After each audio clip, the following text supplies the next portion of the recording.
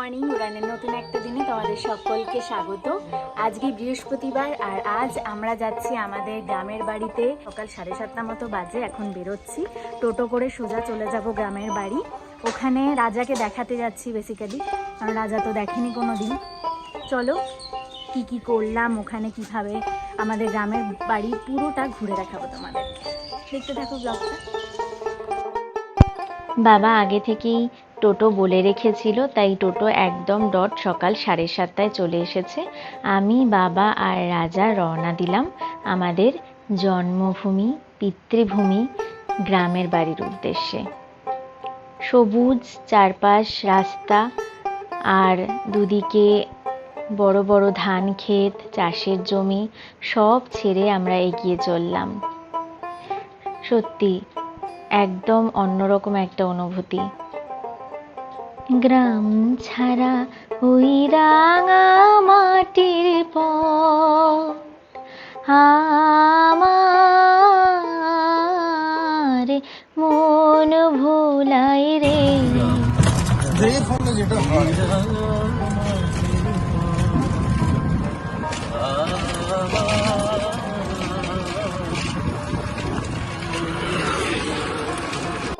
দুপাশে মন ভালো করা দৃশ্য দেখতে দেখতে প্রায় 14-15 কিলোমিটার পথ পেরিয়ে আমরা পৌঁছে গেলাম আমাদের গ্রামে। এই হচ্ছে গ্রাম চিকিরা, উত্তর 24 পরগনার নৈহাটি থেকে হাবড়াগামী যে 73 নম্বর বাস রুটের মাঝেই হচ্ছে দাঁড়িয়াপুরহাট খোলা, তার পরবর্তী গ্রাম হচ্ছে চিকিরা। এই অঞ্চলে দীর্ঘদিনের হিন্দু মুসলমান উভয় সম্প্রদায়ের মানুষের একসঙ্গে বসবাস, এটাই হচ্ছে এই গ্রামের এক বড় ঐতিহ্য এবং যা এখনো পর্যন্ত রয়ে চলেছে। এটা হচ্ছে আমাদের পিতৃভূমি। আমরা যে গ্রামেই চলেছি পরবর্তী প্রজন্মকে দেখানোর জন্য। ছায়ার ঘুমটা মুখে টানি আছে আমাদের পাড়াখানি, দিঘি তার মাঝখানটিতে তালবন তারি চারি ভিতে, বাঁকা এক সরু গলি বেয়ে জল নিতে আসে যত মেয়ে, বাঁশ গাছ ঝুঁকে ঝুঁকে পড়ে, ঝুরু ঝুরু পাতাগুলি নড়ে। আমার বাগানটা কোথায় গেল? মল্লিক বাড়ি চলে যাচ্ছে, মল্লিক বাড়ির ভিটে, এইটা ভিটে, বুঝলে? এই ভেতরটা চলবে।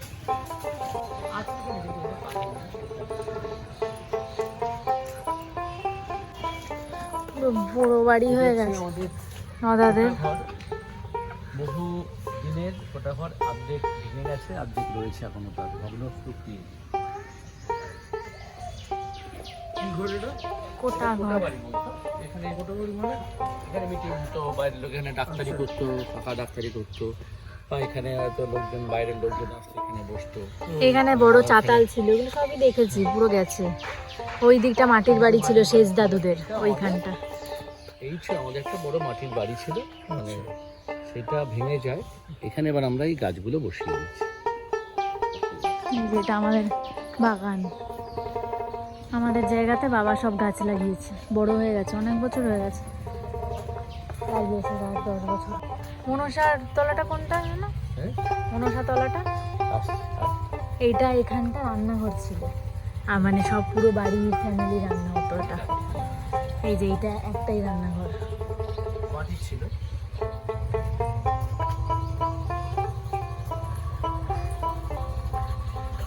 এই বারবনটাতে আলেয়া দেখা যেত, আলেয়া। আলেয়া তো ভূত না, মনসা থান। এই যে এখানে এখনো পুজো হয়, বুঝলে? এবার গাছটা একদম কেটে দিয়েছে। ও, ওই যে মনসার গাছ দেখছো, ছোট মতো এরকম ঝাড় ছিল তো গাছটা পুরো। এটা আমাদের পুরো বাগানটা, আম গাছও আছে ওই যে ভেতরে। মেহগনিটা কোথায় পুঁতেছ? মেহগনিটা? ও,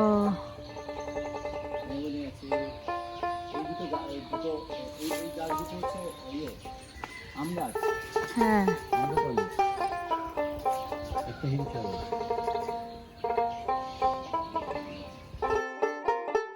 এই হলো আমাদের গ্রামের বাগান। বাবা বেশ কয়েক বছর আগে খুব যত্ন করে নিজের হাতে অনেক গাছ পুঁতেছে, যেই গাছগুলো এখন অনেক বড় হয়ে গেছে। আর তার পাশে এই ছোট্ট পুকুরটা, এই পুকুর বাঁশবাগান সব কিছুই আমাদের ভিটে বাড়ির মধ্যেই পড়ছে। আমাদের পরিবারের ভিটে জমির এই অংশটা আমরা গ্রামকে দান করেছি, যেখানে একটা রাধাকৃষ্ণের নাট মন্দির করা হয়েছে। এখানে প্রত্যেক বছর অষ্টপ্রহরে বিশাল বড় করে অনুষ্ঠান হয়। গ্রামের লোক খুবই খুশি তার জন্য। এই জলটা খেলে পুরো খাবার হজম হয়ে যাবে। হ্যাঁ, বিশাল আরাম, ঠান্ডা জলটা খাবে। সেই সাত সকালে বেরিয়েছি, আর চাটা কিছুই খাওয়া হয়নি। সেই জন্য এখন আমরা যাচ্ছি তোতন কাকার বাড়ি। তোতন কাকা আমাদের গ্রামের পাড়ার এক কাকা, বাবার সাথে সাথে সামনে এই যে যাচ্ছে তোতন কাকা। আমাদের খুব ভালোবাসে বাবাকে, বাবাও ভীষণ ভালোবাসে। আর এই তোতন কাকা গ্রামে আসবো আমরা শুনে, গ্রাম দেখতে আসবো শুনে আমাদেরকে নিজে নিমন্ত্রণ করেছে। তোতন কাকার বউ মেয়ে সবাই মিলে আমাদের জন্য সারাদিন ধরে রান্না করছে। এবার আমরা একটু সামনে আমাদের যে জেঠুর বাড়ি আছে, জেঠিমাকে দেখতে যাব। এই যে তোতন কাকার বউ কাকিমা কি যে সুন্দর গাছ করেছে, এত বড় বড় টগর ফুল ঝাড় হয়ে ফুটে আছে, গাঁদা ফুলও ফুটেছে, কি ভালো লাগছে। এই হলো আমার আর এক জেঠুর বাড়ি। জেঠু অনেক দিন আগেই মারা গেছেন। এখানে দুই দাদা আর জেঠিমা থাকে। জেঠিমা একটু অসুস্থ, তাকে দেখতেই আসা। অনেকটাই সকালবেলা সবে সবে সবাই ঘুম থেকে উঠেছে। জেঠিমার কাছে এলাম, জেঠিমা খুবই খুশি হলেন। উনি খুবই অসুস্থ, তাও ভেবে পাচ্ছিলেন না আমাদের কোথায় রাখবেন, এতটাই ভালোবাসা। এরপর আমি, রাজা আর বাবা বেরিয়ে পড়লাম আরও বাকি যারা পাড়ার আত্মীয় আছে তাদের সাথে দেখা করতে।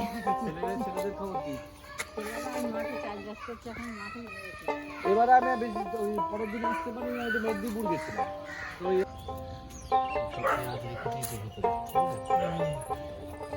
হ্যাঁ, সব পেঁয়াজের ইয়ে না, আমাদের ক্ষেত্রে পেঁয়াজ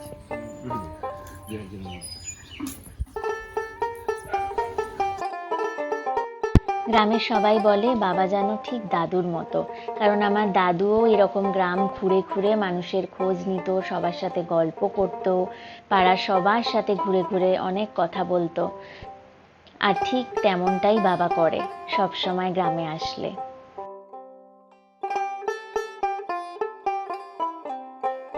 আমরা এখন বেরিয়েছি বাবার সাথে একটু গ্রামটা ঘুরতে।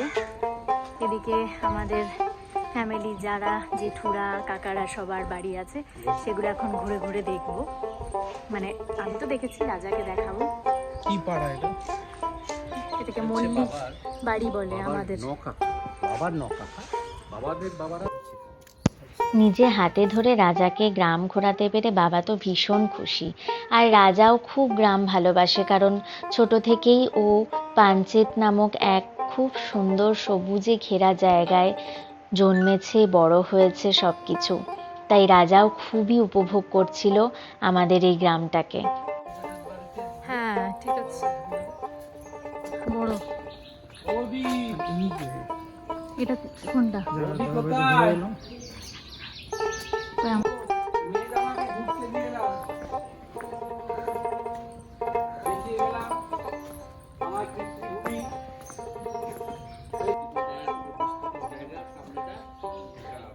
এই দেখো রাজা, পুরো পেঁয়াজ এখানে।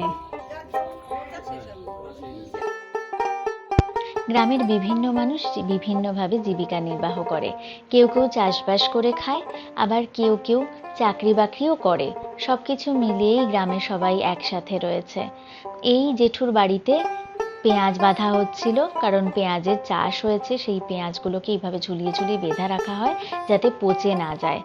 আর এই যে আর একটা দাদার বাড়ি চলে এলাম, এই দাদা বৌদির বাড়িতেও পেঁয়াজের অনেক বস্তা দেখতে পাচ্ছি। সাবধানে এসো রাজা। আচ্ছা কোথায় বড় বৌমা? এই তোমার হাই বৌদি, বিয়েতে গেছিলে দেখা। এই বড় বৌদি আর ছোট বৌদি আমার বিয়েতে গেছিল, কিন্তু এত ভিড়ের মধ্যে আমি বিয়েতে বসে গেছিলাম আর দেখাই হয়নি। এবার চলে এলাম তোতন কাকার বাড়িতে। খুব খিদে পেয়ে গেছিল, বেলা গড়িয়ে এখন প্রায় 11টা বাজে। আর এই হচ্ছে কাকার বাড়িতে এই বোন কাঠের জালে রান্না করছে। কি যে সুন্দর লাগছিল, কাঠের জালে রান্নার টেস্ট তো আলাদাই হবে। হ্যাঁ,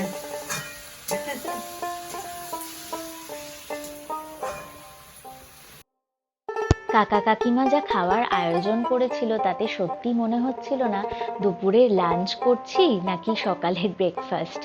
একদম কাঠের জালে তৈরি করা দেশি মুরগির ঝোল আর চিলি চিকেন বানিয়েছিল আমার ছোট্ট বোনটা। অসাধারণ টেস্ট হবে দেখেই বোঝা যাচ্ছে। আর তার সাথে নরম পরোটা আর চালের আটার রুটি। মিষ্টিটা তুলে না, এত মিষ্টি খেতে পারবো না। দইটা খাবো, একটা মিষ্টি তুলে নাও। হ্যাঁ, দারুণ হয়েছে চিলি চিকেনটা, টেস্ট। এই দেখো দাদা,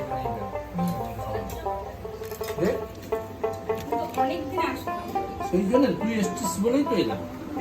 হ্যাঁ, একটাই থাক, পরে আবার দিও। এখনই দিও, ঠিক আছে।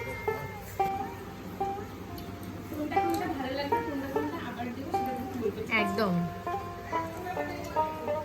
তো এই জামাইবাবু কিন্তু খেতে ভালোবাসে, আর বিশেষ করে চিকেন। চিলি চিকেনটা দারুণ হয়েছে।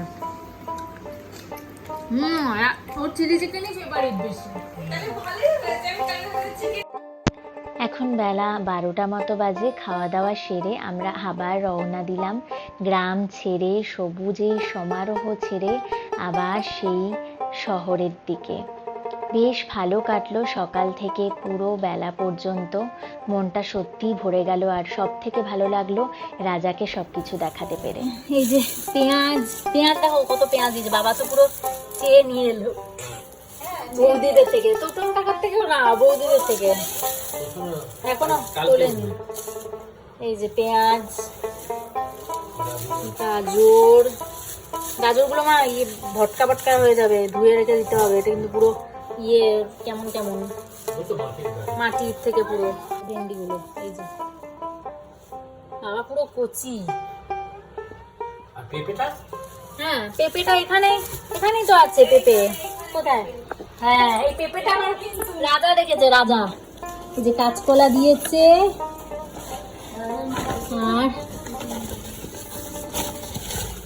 আর এই যে রাজা রেখেছে পেঁপে। নিজের হাতে করে আমাদের গ্রামের সবজি এনেছি, তার কিছুটা শ্বশুর বাড়িতে না পাঠাতে পারলে হয়, রাজাকে দিয়ে গ্রামের বাড়ি থেকে এখন আমরা ফিরলাম 11:30, 12:30 বেজে গেছে। 1 ঘন্টা লাগলো। রাজাকে দেখালাম, রাজা খুব ভালো লেগেছে। আর খাওয়া দাওয়া করলাম, পেট পুরো ফুল। তোতন কাকাদের বাড়িতে সব আমরা খাওয়া দাওয়া করলাম, দেখালামই। তো যাই হোক, রাজাকে ঘোরানো হলো, গ্রামের বাড়িতে লাগলো, রাজারও ভালো লেগেছে। এখন ভিডিওটা এখানেই এন্ড করছি। গ্রামের বাড়ি ভিডিও আশা করি তোমাদের খুব ভালো লেগেছে। যদি ভিডিওটা ভালো লেগে থাকে please like, share and subscribe করে দিও। দেখা হবে উড়ানের নতুন আরেকটা দিনে। টাটা।